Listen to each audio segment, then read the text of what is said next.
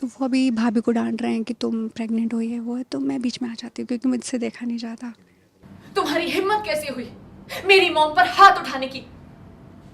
ओ, तो सासू मॉम ने तुम्हारे कान भर दिए। कोई बात नहीं।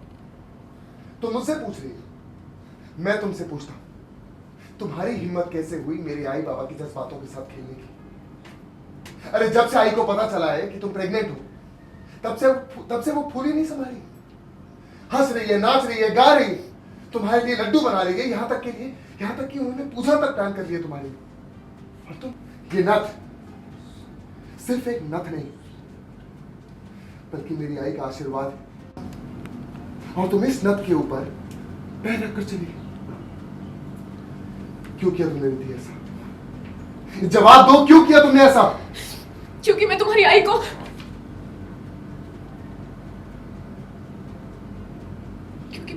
को धोखा नहीं दे सकती।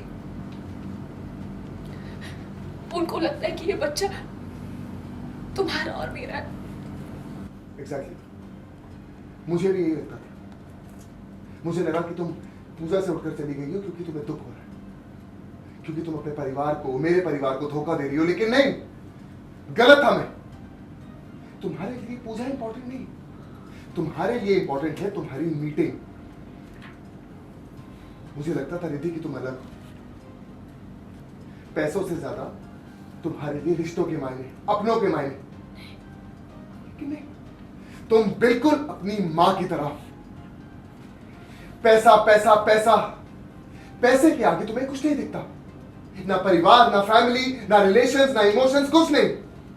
अरे क्या करोगे इतने पैसों का? जब रिश्ते के नाम पर सिर्फ पैसा होगा ना, तो तुम इसी पैसे से रिश्ता भी बनाना, इसी से प्यार करना और इसी से बातें करना। तुम लिमिट क्रॉस कर रहे हो।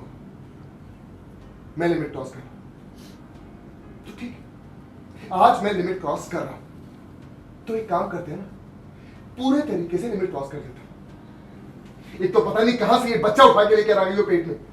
उतने में ही दादा समझ जाते हैं, दादा को शक हो जाता है कि ये क्यों बीच में बोल रही है, क्योंकि वो 2 बार डांट चुके हैं हम दोनों में मत बोल।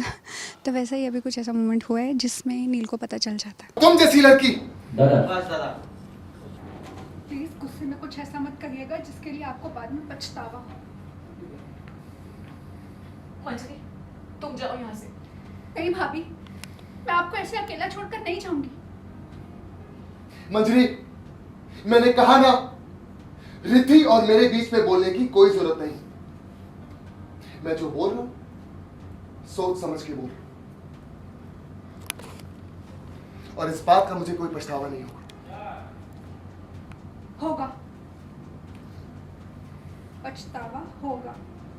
से नहीं छुपाना, बताना है। बट आई नो मेरे दादा बहुत एग्रेसिव हैं, खासकर जहाँ बात मेरी आएगी, उनकी फैमिली की आएगी, तो वो नहीं रोकेंगे। दादा प्रेग्नेंट। मंजरी तुम चलो मेरे साथ। मेरी दवाइयाँ तुम्हारे पास रहेगी ना? दवाई खाने का टाइम हो गया मेरा, मैं मिस नहीं कर सकती। तुम चलो।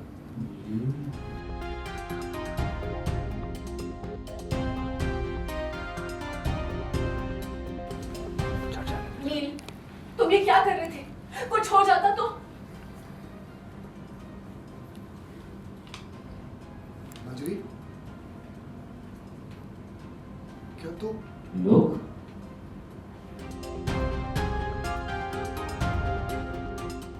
प्रथम और मंजरी की शादी, ऐसा नहीं हो सकता।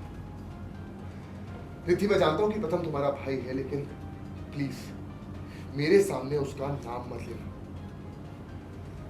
प्रथम और मंजरी की शादी हरगिज नहीं होगी। चार्ज